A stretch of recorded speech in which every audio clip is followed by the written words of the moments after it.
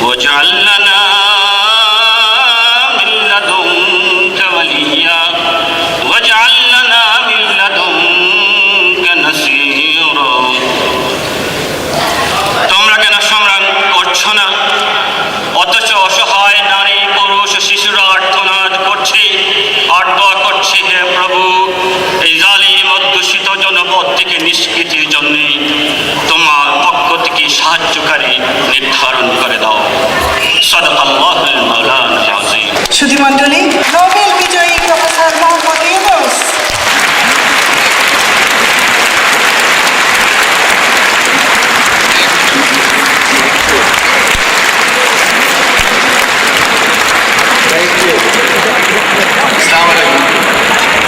আজ আপনারা এতজন একত্র হবেন এই উপলক্ষে আমি ধারণা করতে পারিনি। এটা আমার প্রতি আপনাদের ভালোবাসা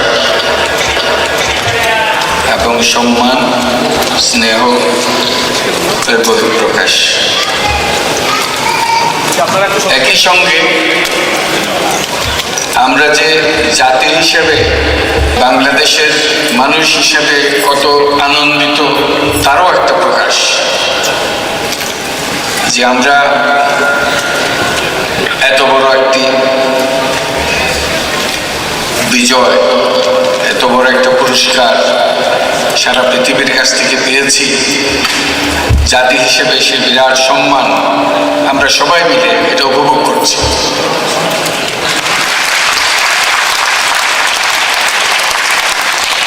অন্য আরো সব বিজয় দিবসের চাইতে ভিন্ন বিজয় দিবস হবে, যেহেতু এবার আমরা সত্যিকার আর একটা বিজয় আনতে পেরেছি মেয়েদের জন্য। এই পুরস্কার একা আমি পাই নাই, এই পুরস্কারের অর্ধেক ভাগ আমার আর অর্ধেক ভাগ গ্রামীণ ব্যাংকের।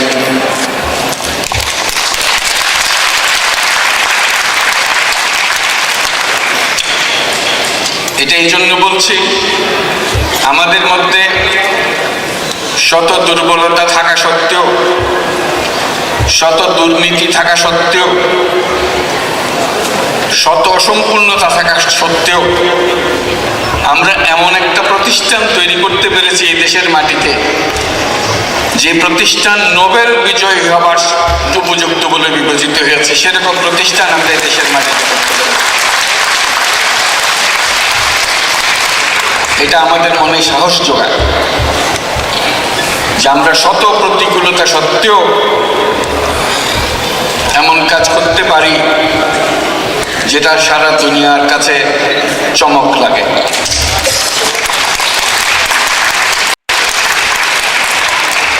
এটা এরকম কোনো প্রতিষ্ঠান না যেটা বিদেশিরা বসে ছক বানিয়ে দিয়েছে। এটা এমন কোনো প্রতিষ্ঠান না বিদেশের কোনো বিশ্ববিদ্যালয়ে পণ্ডিতরা এটার নীল নকশা বানিয়েছে। এটা একেবারেই আমাদের হাতে গড়া একটা জিনিস। একটা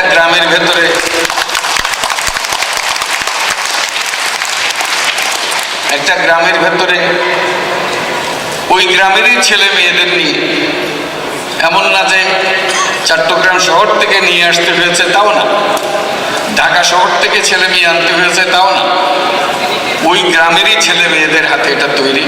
সেরকম একটা প্রতিষ্ঠান আজকে আমরা বিশ্বের দরবারে এমন পর্যায়ে আনতে পেরেছি যে তারা আমাদেরকে নোবেল পুরস্কার দেওয়ার জন্য উপযুক্ত বিবেচনা করেছে।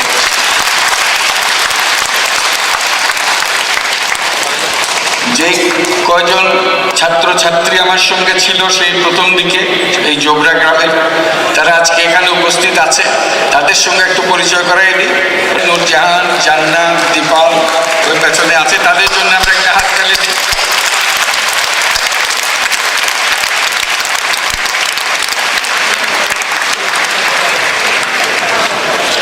ওরা এখনো আমার সঙ্গেই আছে। এই জন্য যে এটা আমাদের মনে সাহস যোগায় যে আমাদের নিজেদেরই তৈরি করা জিনিস, আমাদের মতে করা জিনিস তৈরি করতে পেরেছি, সেটাই এত সম্মান পেয়েছে। শুধু সম্মান তো পেয়েছে, এটা বড় গৌরবের জিনিস। এটা আবার সারা দুনিয়া জুড়ে সব মানুষের কাজে লাগছে। এবং একই নিয়মে আমরা যে নিয়ম বেঁধে দিয়েছি জোবরা গ্রাম, সেই একই নিয়ম আবার নিয়ে দুনিয়ার কোথায়, ল্যাটিন আমেরিকার কোন দেশে, কোন গহন জঙ্গলে কোথায় কোথায় চলছে, কোথায় চীন দেশে চলছে, সব দেশে চলছে একই নিয়মে, একই ভঙ্গি, একই কথা।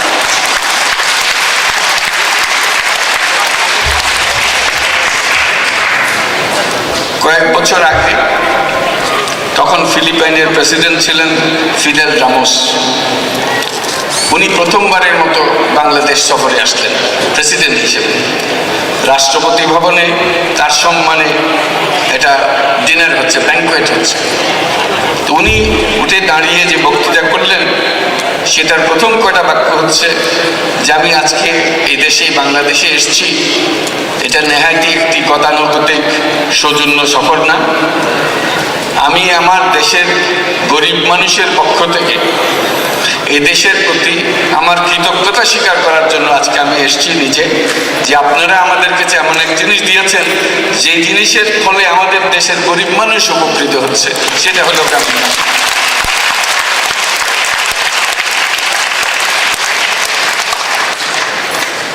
কাজেই এইরকম জিনিস যারা তৈরি করতে পারে, তারা একটা করে থেমে যাবে, এটা আমার বিশ্বাস হয়।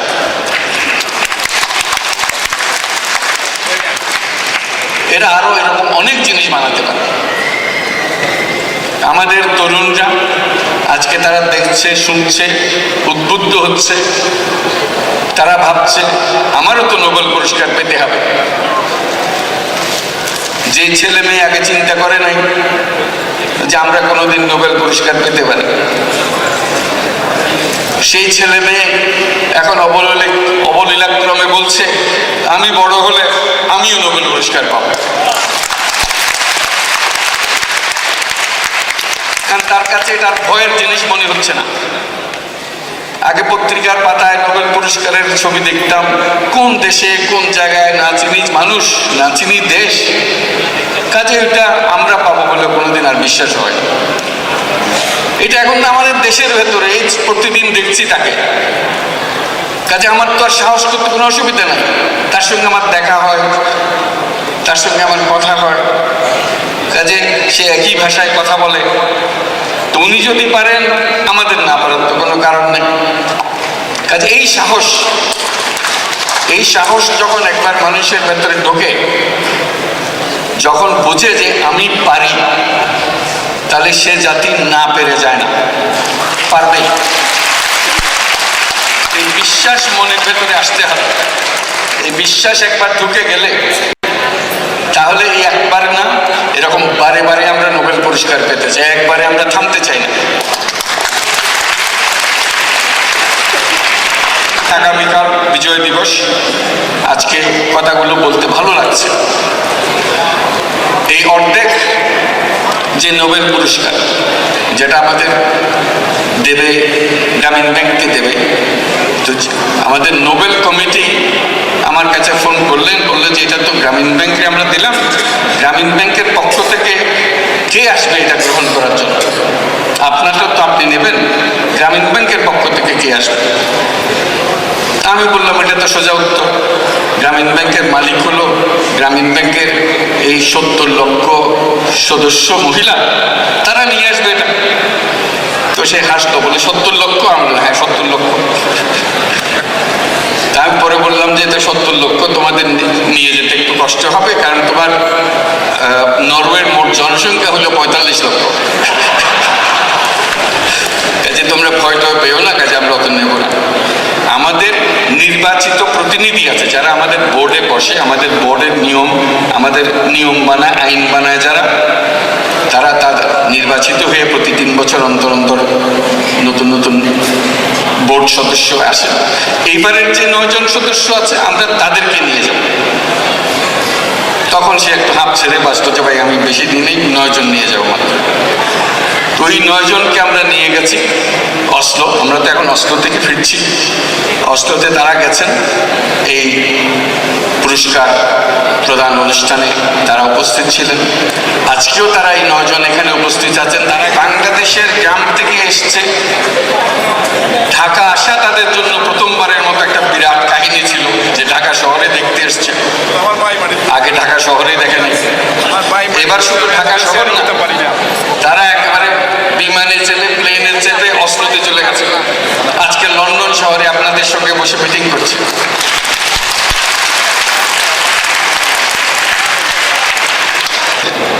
রাজশাহীর পীরগাছি গ্রামের মেয়ে তসলিমা বেগম সবার সামনে বিরাট মজলিসের সামনে, আপনারা হয়তো টেলিভিশনে দেখেছেন, সেখানে উঠে দাঁড়িয়ে এই পুরস্কার সবার পক্ষ থেকে, গ্রামীণ ব্যাংকের সকলের পক্ষ থেকে উনি গ্রহণ করেছিলেন। দেশের সকল মহিলা সম্মানিত হয়েছেন যে আমরা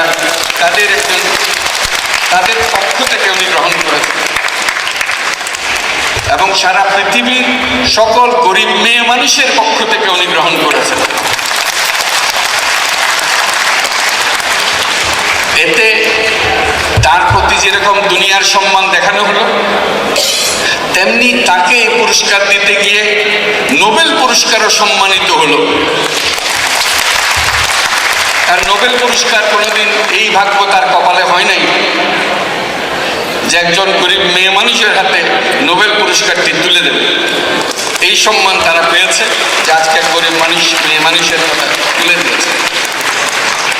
উনি সেদিন পুরস্কার গ্রহণ করে তার গ্রামের দেশি ভাষায়, বাংলা ভাষায় উনি সবার উদ্দেশ্যে ধন্যবাদ দিয়েছেন। সেটা সারা দুনিয়া জুড়ে একদম তাৎক্ষণিকভাবে প্রচারিত হয়েছে, সবাই শুনেছে যে তসলিমা বেগম বাংলায় তার বক্তব্য এই নোবেল পুরস্কার বিজয় অনুষ্ঠানে তার বক্তব্যটা দিতে পেরেছেন। এতে যারা তার বক্তব্য শুনেছেন নিশ্চয়ই তার মনে গর্বে বুক ফুলে গেছে যে আমাদের গ্রামের একটা মেয়ে গিয়ে আজকে অসলোতে গিয়ে এরকম একটা কথা বলে আসতে পারে। ঠিক আছে,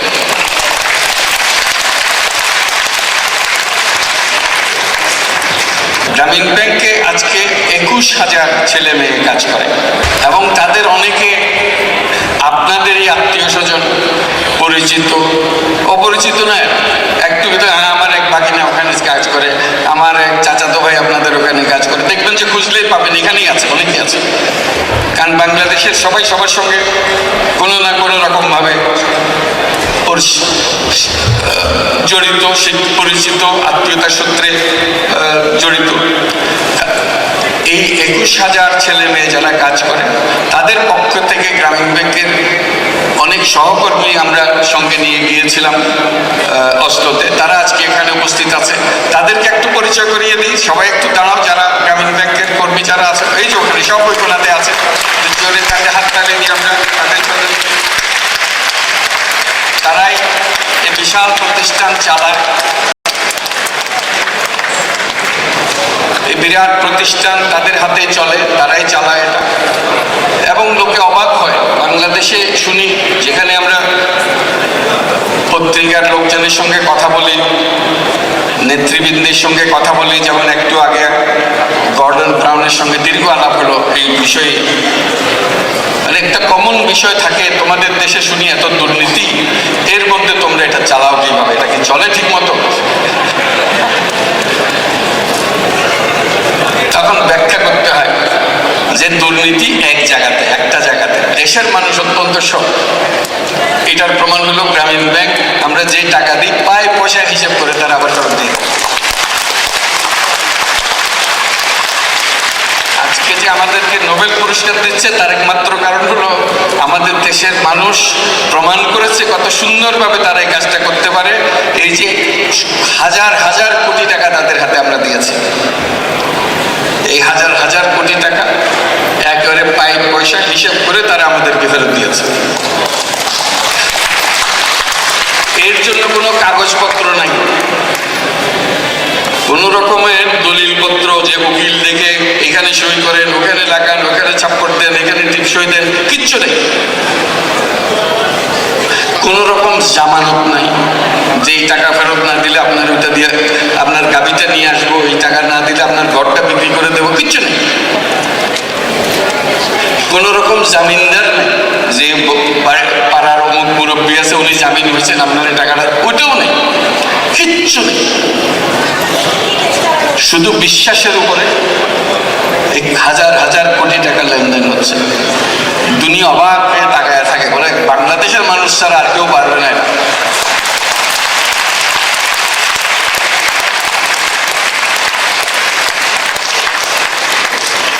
আমার কাছে খুব ভালো লাগলো এই আপনাদের এখানে আসার আগ মুহূর্তের সর্বশেষ মিটিং যেটা করে আসলাম, সেটা হলো ব্যাংক অফ ইংল্যান্ডের গভর্নরের সঙ্গে।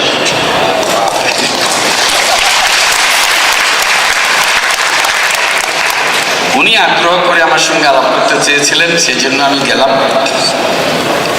আলাপের বিষয়বস্তু খুবই সংক্ষিপ্ত, কিন্তু এটা নিয়ে অনেকক্ষণ ধরে আলাপ হলো। বিষয় একটা, বলতে তোমার এটা নিয়ে আমি অনেক পড়াশোনা করেছি, আমার খুব অবাক লাগে, বিশ্বাস করতে ইচ্ছা হয় না, কিন্তু বিশ্বাস না করেও পারি না। আমার শুধু একটা প্রশ্ন, লন্ডনে এটা করা যাবে?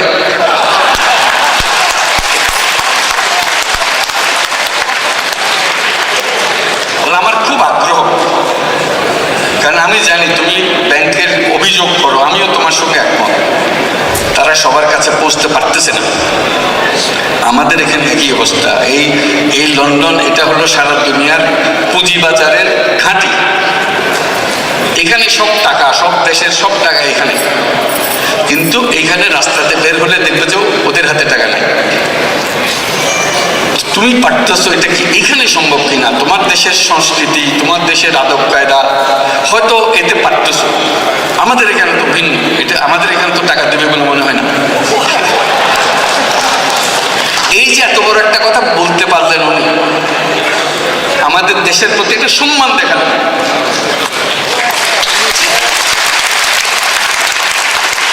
যেটা তোমার দেশ পারে, আমার দেশ সম্বন্ধে সন্দেহ তারা পারবে কিনা। এবং কোনো সাধারণ মানুষ বলছে না, ব্যাংক অফ ইংল্যান্ডের গভর্নরের কথা বলতেছে এবং ব্যাংকিং বিষয়ে বলতেছে। আমি তাকে বারে বারে আশ্বস্ত করলাম, সাহস দিলাম, এটা হবে, পারবেন। আপনার যদি ভয় লাগে আমি আপনাকে একটা ফর্মুলা দিই, এই ফর্মুলাতে হয়ে যাবে। বলে কি? এটা আমাদের উপরে ছেড়ে দেন, আমরা এসে করে দিই।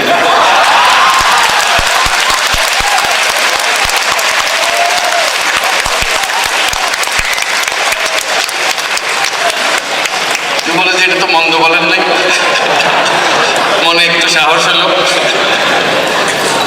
এই শেষ কথা বলে যে আমি এটা সিরিয়াসলি বলতেছি, কারণ আমি তোমার পুরস্কার সম্বন্ধে পড়তেছি কাগজপত্রে, আমার খালি মনে কষ্ট লাগে এই লন্ডন শহরে আমরা এটা পারতেছি না। আমি কোনো বার্মিংহামের কথা বলতেছি না, আমি লন্ডন শহরের কথা বলতেছি। বলছি এখানে বহু লোকের এটা দরকার। আমরা যে আমিও বহু দিন ধরে বলতেছি এটা দরকার, কিন্তু কেউ কানে শুনতেছে না। আজকে আপনি বলেছেন, আমার কাছে খুব ভালো লাগলো। আমরা আছি, আপনি শুধু বলেন কোন দিন কোথায় করতে হবে, কি আমরা এবার ব্যবস্থা করে দেবো।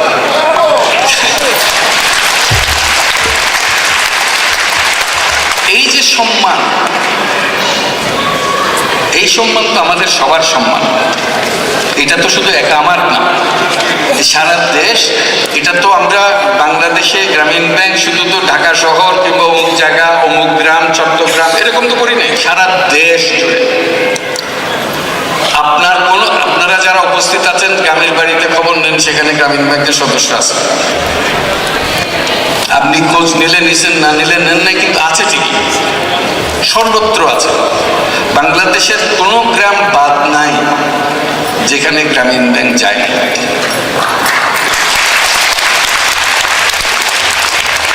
আগে আমরা দেখতাম সব জেলায় পৌঁছতে পারছে, দেখলাম যে হ্যাঁ সব জেলায় পৌঁছে গেছে। তারপর দেখলাম সব উপজেলায় পৌঁছতে পারছে কিনা, দেখলাম যে আস্তে আস্তে সব উপজেলাতেও পৌঁছছে। তারপর দেখলাম যে সব ইউনিয়নে পৌঁছতে পারছে কিনা, সব ইউনিয়নেও পৌঁছছে। এখন বলতেছি সব গ্রামে পৌঁছে গেছে, আর কোনো গ্রাম বাদ নেই। তাহলে এবার আমাদের করণীয় কি? এবার আমরা বলছি প্রতি ঘরে ঘরে যাব, কোনো ঘর বাদ থাকবে না। বাংলাদেশের যত দরিদ্র পরিবার আছে তার শতকরা 80% পরিবারের সঙ্গে এখন ক্ষুদ্র ঋণের যোগাযোগ হয়ে গেছে, আর বাকি হলো 20%। এই 20% পৌঁছতে আগামী 3 বছর 4 বছর সময় লাগবে। তাতে দেখা যাবে যে বাংলাদেশের কোনো পরিবার, গরিব পরিবার বাকি নেই যার সঙ্গে এই সংযোগটা হয় নাই। অর্থাৎ টাকা বলে কি জিনিস, টাকা আপনি পাবেন এখন কিছু পরিশ্রম করে নিজের ভাগ্য পরিবর্তন করেন।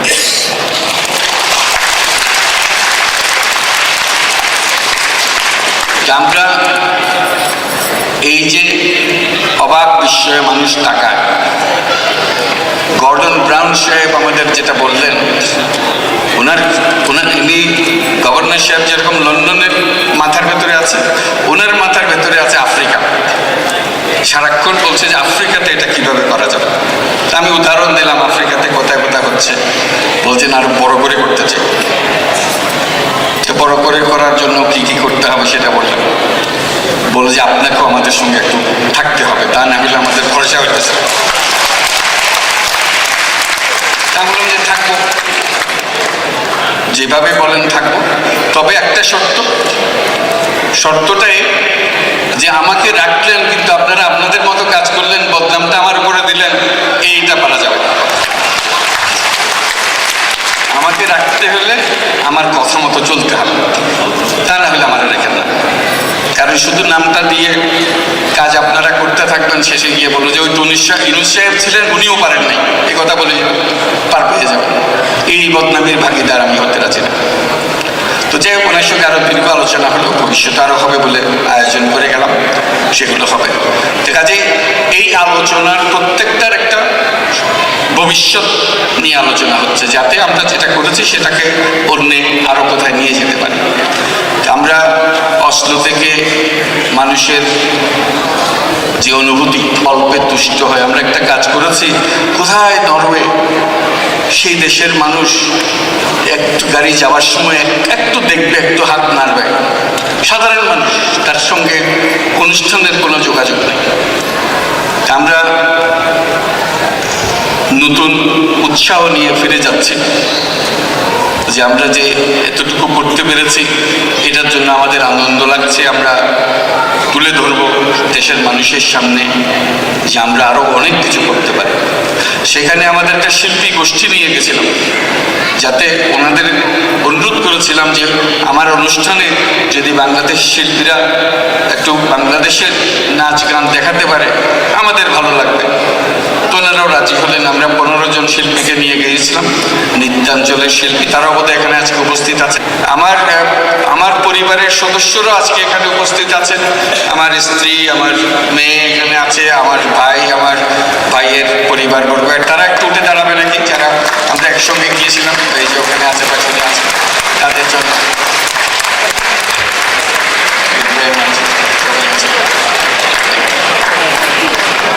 আচ্ছা, এই উৎসবে শরীক হবার জন্য আমরা সবাইকে নিয়ে একত্রে সেখানে গিয়েছিলাম। তারা আমাদের সবার আসা যাওয়ার ব্যবস্থা করে দিয়েছিল যে আমরা সবাই যেন এই উৎসবে শরীক হতে পারি। এটা আজকে শুধু মেয়েদের আমরা টাকা দিচ্ছি, তার টাকা ব্যবহার করছে, এটা আমরা সবাই জানি। একটা জিনিস সবাই জানে না, যে তারা আবার ব্যাংকের মধ্যে টাকা জমা করছে। গরিব মানুষ কিন্তু অল্প অল্প অল্প অল্প টাকা জমা করতে করতে কিন্তু অনেক টাকা জমা করে গেল। আমরা বছরে যা টাকা দিই সেটা ডলারের হিসেবে প্রায় $1 বিলিয়ন হবে। এক বছরে যে টাকা আমরা ঋণ দিই, $1 বিলিয়ন। সেই টাকাটা আসে কোথার থেকে? লোকে বলে বিশ্বব্যাংক দেয়, বোধহয় ওরা কোথার থেকে নিয়ে আসে, ওদেরকে সবাই দিয়ে দেয় টাকা। এটা হলো যে আজগুবি কথাবার্তা, না জেনে কথাবার্তা। গ্রামীণ ব্যাংক কারো থেকে কোনো টাকা নেয় না, না ধার করে না, কোনো অনুদান নেয় না, কারোর সঙ্গে টাকার লেনদেন বাইরে কারোর সঙ্গে নেই। গ্রামীণ ব্যাংকের টাকা গ্রামীণ ব্যাংকের ভেতর থেকেই আসে। আপনার গ্রামে যখন আমরা একটা গ্রামীণ ব্যাংক বসাই, তখন পাড়ার সবাইকে নিয়ে আমরা বসি, প্রথমে মুরব্বীদের নিয়ে বসি, আমরা এখানে একটা গ্রামীণ ব্যাংক করতে চাই। তো গ্রামীণ ব্যাংক করতে গেলে এখানে কিছু আমানত দরকার হবে। যে কোনো ব্যাংক করতে গেলে দেখেন এইটাই বলে তারা। আমাদের এখন ব্যাংকার আছে অনেক, তারাও চান। তো না ওনারা বলছে কোনো চিন্তা করেন না, আমরা টাকা জমা রাখবো, আপনারা আসেন। তারা উৎসাহ পায় যে আমার গ্রামীণ ব্যাংকের একটা শাখা করা গ্রামের মধ্যে একটা গৌরবের একটা ব্যাপার, যে আমাদের এখানে একটা গ্রামীণ ব্যাংক এসছে, এটা সম্মানিত হলো গ্রামটা, এরকম মনে করে সবাই। তো বলে আসেন আমরা তুলে দিচ্ছি। আমরা বলি যে অন্তত প্রথম দিন যেদিন আমরা উদ্বোধন করব সেদিন কমপক্ষে 20 লাখ টাকা আপনারা জমা করেন, তাহলে বুঝবো যে আপনাদের আগ্রহ আছে। তারপরে আরো বেশি টাকা দিতে হবে, তাই সেটা পরে আস্তে আস্তে দেবেন।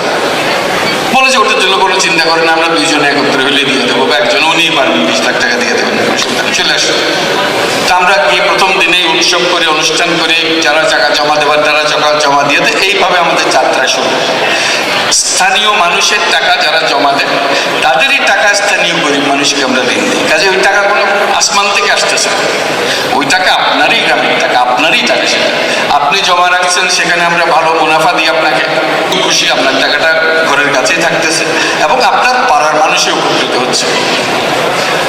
বড় বড় ব্যাংকের নিয়ম কি? বড় বড় ব্যাংক শাখা করে, গ্রামে শাখা করলেও টাকাটা জমা নেয়, ওইখানে কিন্তু ঋণ টিন দেয় না, তারা সব চালান দেয় প্রধান কার্যালয়। এই প্রধান কার্যালয়ে সেখানে বড় বড় মানুষদের হাতে তারা টাকাটা দেয়। কাজে আপনার এলাকায় সুযোগটা পেল না, টাকাটা কিন্তু আপনার চলে গেল আরেকজনের হাতে। তা আমরা বললাম যে এটাও ঠিক না, যে জায়গার টাকা সেই জায়গায় ব্যবহার হোক, সেই জায়গার অর্থনীতিকে গড়ে তুলতে হবে তাকে, তো সেই জায়গার অর্থনীতি গড়ে তুলতে হবে। তা আমাদের পুরো টাকাটাই আসে আমাদের থেকে, পুরো টাকা আসে, বরং আরো বাড়তি টাকা আছে আমাদের থাকে আমাদের, যদি কোনো সময় অতিরিক্ত টাকা দরকার হয় আমরা তার জন্য বাইরে যাই না, নিজেদের কাছে টাকা থাকে। যে কথাটা বলার জন্য এটা সূত্রপাত করলাম, এই টাকার 67% টাকা, 67%, 67% টাকাটা আসে গ্রামীণ ব্যাংকের সদস্যদের নিজেদের জমা। কাজে মনে করেন না আমরা টাকা দিছি, বাইরের থেকে আনে টাকা দিলাম তারা নিয়ে চলে গেল, ওরকম না, ওটা তাদেরই টাকা। কিন্তু আমি যদি আজকে ওনাকে 100 টাকা ঋণ দিই, 100 টাকার মধ্যে কিন্তু 100 টাকার মধ্যে 67 টাকা হলো ওনার নিজের টাকা। তো লোককে বলে, আছে কি ব্যাপার, ওর নিজের টাকা থাকতে আবার আপনার কাছ থেকে টাকা নেই কেন? 67 টাকা নিজেরটা উঠাই, বাকি টাকাটা নিলে পারতো, এরকম বেকুবের কাজ করে কেন? তা বলে যে বেকুবের কাজ না, অতি চালাকের কাজ, এটা ফান্ড ম্যানেজমেন্ট। আমি ওটা একটা প্যাকেজের মধ্যে রেখেছি, তার এতদিন গেলে এত হলে এত টাকা একসঙ্গে পাবো, একটা প্যাকেজ আছে তার, ওটা উঠাই ফেললে তখন সেই মুনাফাটা পায় না। কাজে সে ওটাকে উঠাতে চাচ্ছে, আর তাৎক্ষণিক যে প্রয়োজন আছে, ব্যবসার জন্য প্রয়োজন আছে, সেটা ঋণ নিচ্ছে। সে দুই কাজ একসঙ্গে চালিয়ে যাচ্ছে এবং সুন্দরভাবে চালিয়ে যাচ্ছে, এবং এত আগ্রহ সহকারে করে, এই জন্য করে, এটা তার একটা পার্সোনাল সিকিউরিটি। মেয়ে মানুষের আপদ বিপদের কোনো শেষ নেই বাংলাদেশে, তার নিজের হাতে টাকাটা থাকে, এটা হলো নিজের স্বাক্ষরে এই টাকাটা ওঠে না, এটাতে কেউ হাত দিতে পারে না। অন্য টাকা, অন্য জিনিসের উপরে তার পুরোপুরি দখল তার প্রতিষ্ঠিত করতে পারে, কিন্তু ব্যাংকের জমা রাখার টাকা এটা একেবারে তার নিজের হাতের দস্তখত ছাড়া আর কেউ নেওয়ার কোনো সুযোগ নেই। কাজে সে জানে যে এখানে টাকাটা থাকলে হেফাজতে থাকবে, কোনো সময় তার টাকা লাগলে কারো কাছে হাত পাততে হবে না, নিজের টাকা নিজে নিতে পারবে, এই জন্যই সে টাকাটা জমা রাখবে। আরেকটা বিষয় একটু উল্লেখ করবো, দুটো বিষয় উল্লেখ করবো গ্রামীণ ব্যাংক সম্বন্ধে, যেহেতু আজকে সুযোগ পেলাম। এটা হলো যে আমাদের 30 বছর হয়ে গেছে গ্রামীণ ব্যাংকের। 30 বছরে ওনারা, যেমন তসলিমা বেগম আজকে 15 বছর ধরে গ্রামীণ ব্যাংকে আছে, এবং তার এখন আমের বাগান করছে। কয়টা আম গাছ আছে? 17টা তার আম গাছ আছে, বারে বারে সে কথা বলেছে, 17টা আমার আম গাছ আছে। সোজা কথা না, তার কিছুই ছিল না। এখন ওকে কথা বলতে দিলে তারা থামানো যাবে না, এত কথা বলেছে, উৎসাহ চলে, থামাতে পারে না। ওই 9 জনকে দিলে 9 জনই আজকে সারা কাবার করে দেবে। যে আমার কিছু ছিল না, আমি একটা ছাগলের বাচ্চা নিয়ে আমার যাত্রা শুরু করছিলাম, আমি ব্যাংকের থেকে টাকা নিয়ে একটা ছাগলের বাচ্চা কিনছিলাম। এই ছাগলের বাচ্চা করতে করতে এখন আজকে তার আম বাগান হয়েছে, তার পুকুর মাছ চাষ করে, তার স্বামীকে সে একটা ওই বেবি ট্যাক্সি কিনে দিছে, যে বেবি ট্যাক্সি চালিয়ে এসে রোজগার করে। কাজে সব দিকে মিলিয়ে উনি এখন মোটামুটি একটা সংসার, 2টো ছেলে আছে তার, একটা ক্লাস 3-তে পড়ে, একটা ক্লাস 9-এ পড়ে। কাজে ছেলেদের লেখাপড়ার জন্য সে প্রস্তুতি দিচ্ছে।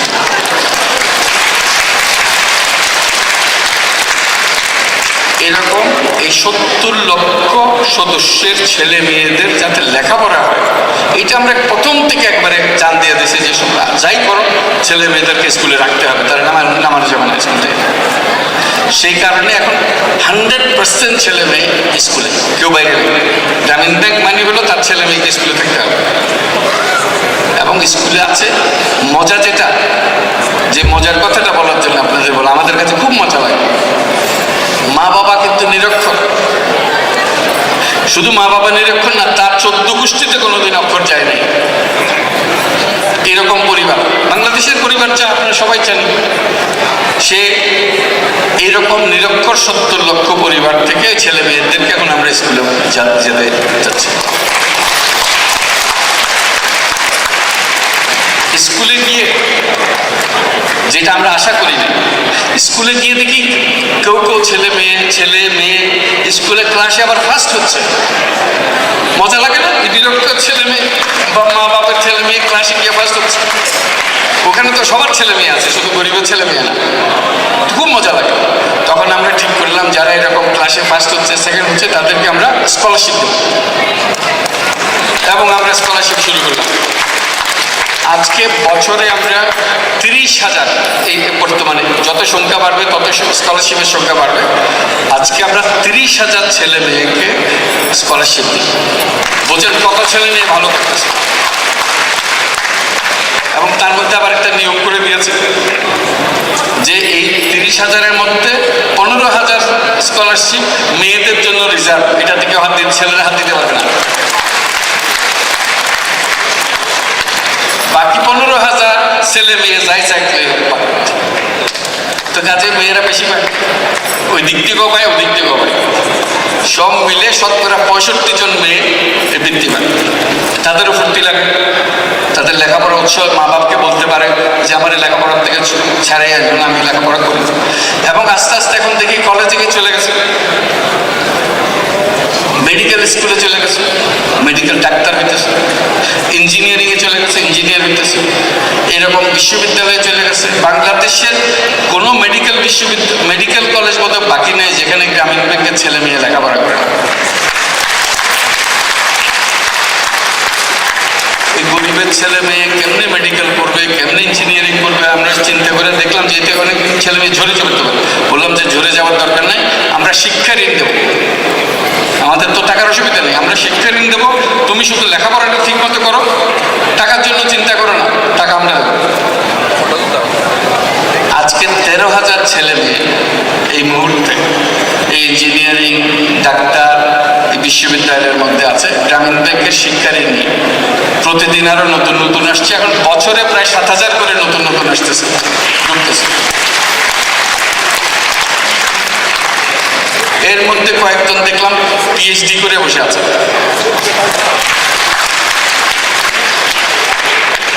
কোন দিন দেখবেন যে লন্ডন শহরে হামলা করছে, সব দিকে যেতেছে। কারণ একবার একটা জোয়ার উঠে গেলে এটা সবকিছু সম্ভব। কাজেই এই ছেলে মেয়েদের এই যে গতি, এটা যদি আমরা করে ফেলতে পারি, তাহলে এই যে দ্বিতীয় প্রজন্ম তৈরি হলো, নিরক্ষর গরিব মহিলার ঘরে একটা দ্বিতীয় প্রজন্ম তৈরি হলো। এই দ্বিতীয় প্রজন্ম কোনোদিন আর দারিদ্র্যের ভেতরে ঢুকতে দেবে না কাউকে। তারপর থেকে শুরু হলো। আমরা ইতিহাসের একটা ছেদ টানতে চাই যে এখানে থামলো, এখানে থেমে গেল। কারণ শক্ত করে পান না দিলে পানি খালি ঢুকতেই থাকে। এখানে পানটা দিলাম যে এবার আর করতে পারবে। এরপর থেকে যেটা হবে সেটা আরেক রকমের জগৎ। এবং ওদেরকে বলছি, যারা লেখাপড়া করতেছে তারা মাঝে মাঝে হা হতাশ করে আমার কাছে এসে বল, স্যার আপনি তো অনেক কিছু বললেন আমাদের জন্য, চাকরিটা পাবো কিনা লেখাপড়া শেষ করে। আমার খুব কষ্ট লাগে, বাংলাদেশে কে কারে চাকরি দেখানো। আমি কথাটা উল্টাইয়ে দিলাম। উল্টিয়ে দিয়ে তাদেরকে এখন সবাইকে বলি যে খবরদার, তোমরা হইলা গ্রামীণ ব্যাংকের ছেলে মেয়ে, তোমরা অন্যদের মতো চিন্তা করলে হবে না। তোমরা রোজ সকালে ঘুম থেকে উঠা আয়নার সামনে যাবে, গিয়া একটা অঙ্গীকার করবা নিজের প্রতি, এবং প্রত্যেক দিন করবে এটা। অঙ্গীকারে কি বলবা? আমরা জীবনে কারো কাছে চাকরি চাইব না,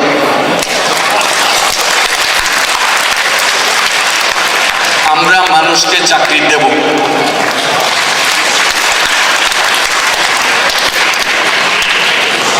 বলছে আর কি করে দেবো চাকরি? তাহলে হচ্ছে কেন চাকরি দেবে না কেন? অন্যরা চাকরি খোঁজে, তাদের পয়সা করি না, চাকরি করে জীবিকাও নির্বাহ করতে হয়। তোমার মায়ের তো একটা ব্যাংক আছে, এত বড় একটা ব্যাংক, তোমার মায়ের ব্যাংক, তার কি টাকার অভাব আছে? তুমি এখন চিন্তা করো কি করলে তোমার উন্নতি হবে, আরো 10 জন ছেলে মেয়ের গতি হবে, সেটা চিন্তা তুমি করতে থাকো, তাহলে সব পরিষ্কার হয়ে গেল। ঠিক আছে, ওই মাথার ভেতরে আস্তে আস্তে এটা ঢোকে। এখন আমরা তো মনে হচ্ছে লেখাপড়া করবো, তারপর একটা চাকরির দরখাস্ত করতে হবে, এই শুরু করলাম দরখাস্ত। তারপরে সুপারিশ, মন্ত্রী সাহেবের কাছে সুপারিশ, সচিব সাহেবের কাছে সুপারিশ, অমুক সাহেব কাগজের এই বিষটা ভরে বলতেছে সুপারিশে সুপারিশে। ও একটা চাকরির ধান্দা। তারপরে একটা মামা লাগে চাকরিতে, কোনো জায়গায় আবার টাকার ভাণ্ড লাগে, টাকার ভাণ্ড ছাড়া এখন বাংলাদেশে চাকরি হয় না। তা আমি তো ওই রাস্তায় না যাওয়া, নিজে বরং মানুষের চাকরি দাও, তুমিও করো চাকরিও করো। তো এই ভঙ্গিতে আমরা আসছি। আজকে সুযোগ পেলাম আপনাদের এইসব গল্প করার জন্য, সব গল্প করলাম। আমাদের জন্য দোয়া করবেন, আমাদের জন্য দোয়া করবেন, যাতে আমরা ভবিষ্যতে আপনাদের মান রাখতে পারি। যে আজকেও না আনন্দ করলেন, পরে একটা খারাপ খবর শুনলে আপনাদের মনটা খারাপ হয়ে যাবে, যে সেদিন এত উৎসাহ করে আসলাম, আজকে একটা খারাপ কথা শুনতেছে, এটা যেন না। I am very happy that many of you came, despite the fact you know that you couldn't probably understand what's being said in here. I'm trying to explain what Grameen Bank is doing and how far it has come, how it's changing the life of the poor people in Bangladesh, particularly poor women.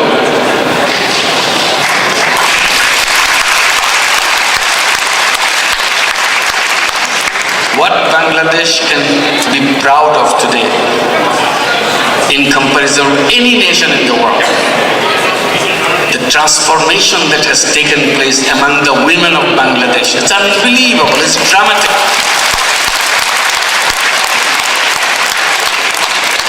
What it used to be 20 years back, the status of women, the role of women in Bangladesh. Today, 20 years later, it's a completely different woman. Not just in one place, totally. And that has changed Bangladesh completely. Today, one impact you see about this empowerment of women is on the fertility rate. Right away you see that. Fertility rate has dropped very sharply. It used to be 6.7 some 20 years back. Today is 3.6, almost half. Nobody can believe a country like Bangladesh, which is almost dismissed in every discussion as if it doesn't have any future, it does something like a miracle. As a Muslim country, everybody said this population growth will be always high, it will never come down. It's impossible. Bangladesh is a country which makes impossible possible.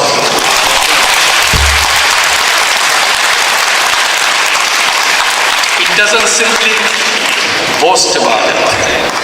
It goes ahead and does it. And show it can be done. Bangladesh's economic growth has been very sustained. It has remained above 5% for a long time now.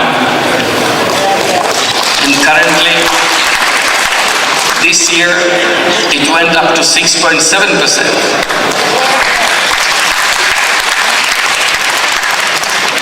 If we didn't have our political problem, we could have done much better. Much better.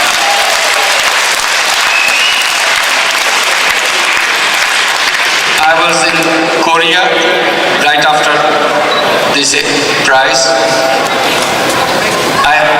There was another prize which was announced earlier, before this prize, about 5 months earlier, Seoul Peace Prize. And I was chosen to receive the Seoul Peace Prize.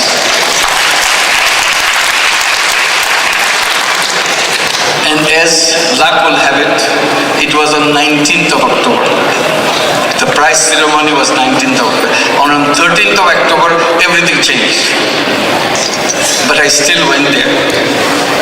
An entire press of Korea poured over me because a fresh Nobel laureate coming. I didn't realize they looked at me as a Nobel laureate. Everybody's so happy. You know why they're happy? All they are saying, an Asian got a Nobel Prize. We are proud of you.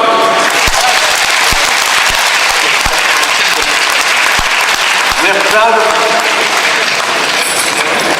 So I was telling my friends there, I said, look at this economy. Today is a booming economy. One of the, they say that 11th largest economy in the world. I mean, I said, in 60s when we were in the college, we were in the university, they were just like us. Extreme poverty everywhere. That was Korea. Today, they are priding they are the 11th largest economy in the world. And everything in their society has changed. I said, if we have missed the bus, but still if we pick up the speed, we may overtake them.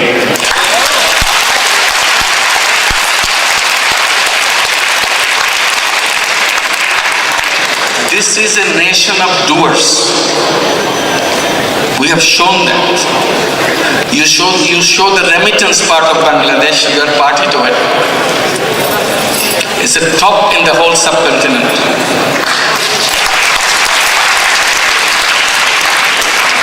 Nobody pushed you to do it, you did it yourself. And it could have been much more.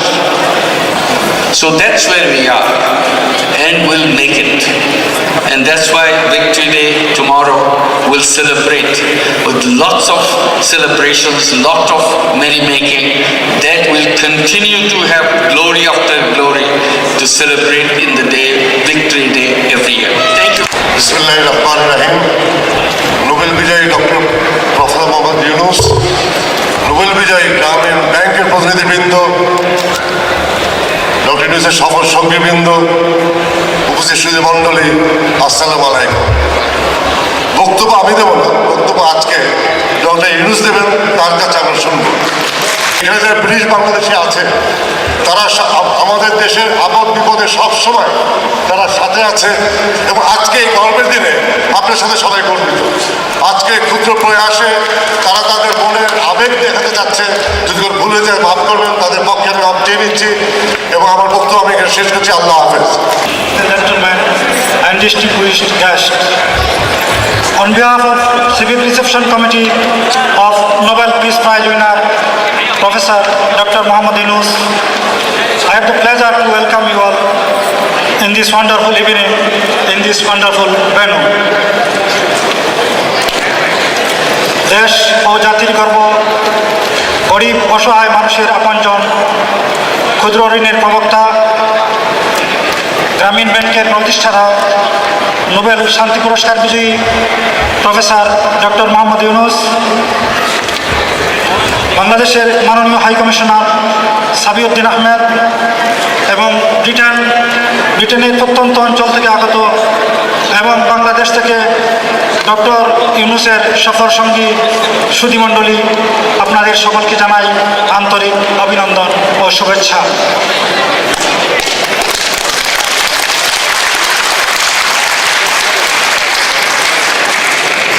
আজকের নাগরিক সম্বর্ধনায় উপস্থিত সুধীমণ্ডলী, আমরা এমন এক ব্যক্তিত্বকে আমাদের আন্তরিক শ্রদ্ধা জানাচ্ছি, যিনি শান্তির জন্য পেয়েছেন বিশ্বের সম্মানিত পুরস্কার। বিশ্বব্যাপী ক্ষুদ্র ঋণ ব্যবস্থার রূপকার, বিশ্ববরেণ্য ব্যক্তিত্ব প্রফেসর ডক্টর মোহাম্মদ ইউনূস শুধু গ্রামীণ ব্যাংক ও নিজেকে বিশ্ব আসনে অধিষ্ঠিত করেননি, বরং আমাদের সমগ্র জাতিকেই বিশ্বের দরবারে সম্মানের আসনে অধিষ্ঠিত করেছেন।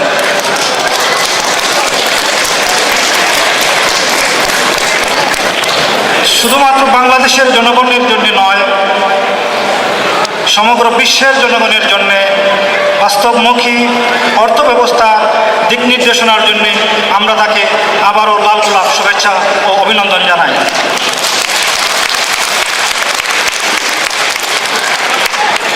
ডক্টর ইউনূসের ক্ষুদ্র ঋণ ব্যবস্থা আজ শুধু বাংলাদেশে নয়, সারা বিশ্বে সমাদৃত। কোটি কোটি গরিব, অসহায় ও নিপীড়িত মানুষকে দরিদ্র থেকে মুক্তির প্রয়াসে আত্মবিশ্বাসী হয়ে কাজ করতে অনুপ্রেরণা যোগাচ্ছে। এটা সত্য যে বিশ্বকে দারিদ্র্যমুক্ত করতে তার আবিষ্কৃত ও উদ্ভাবিত ক্ষুদ্র ঋণ ব্যবস্থা এক নবদিগন্তের মাইলফলকের সূচনা করেছে। আমি প্রবাসী বাংলাদেশি কমিউনিটির পক্ষ থেকে নাগরিক সম্বর্ধনা প্রদানের উদ্যোগ বাস্তবায়নে যারা সক্রিয়ভাবে ভূমিকা পালন করেছেন তাদের সকলকে আহ্বায়ক কমিটির পক্ষ থেকে আন্তরিক অভিনন্দন জানাই। সামগ্রিক আয়োজনে সকল সীমাবদ্ধতা ও ব্যর্থতাকে ক্ষমাসুন্দর দৃষ্টিতে দেখার জন্য কমিউনিটির সর্বস্তরের জনতার প্রতি আমি সদয় মিনতি জানাই। ধন্যবাদ। আসসালামু আলাইকুম।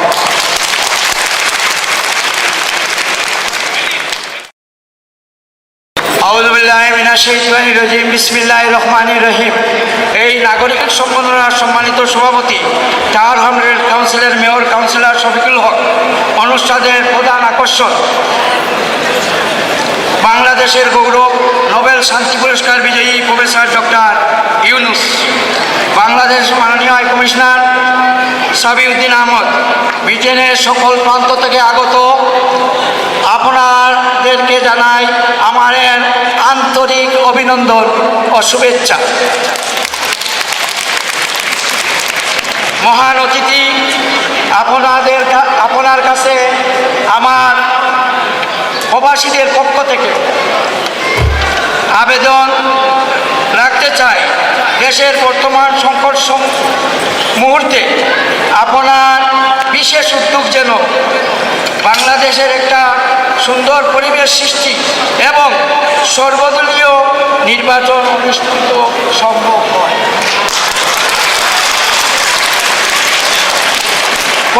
করুণাময় আল্লাহ তাআলার নিকট আপনার সুস্বাস্থ্য দীর্ঘায়ু কামনা করছি। পরিশেষে আজকের এই গণসম্মেলন সুন্দর ও সার্থক করে তোলার জন্য যারা অক্লান্ত চেষ্টা করছে তাদেরকে সবাইকে জানাই আমার অভিনন্দন। Thank you. আসসালামু আলাইকুম।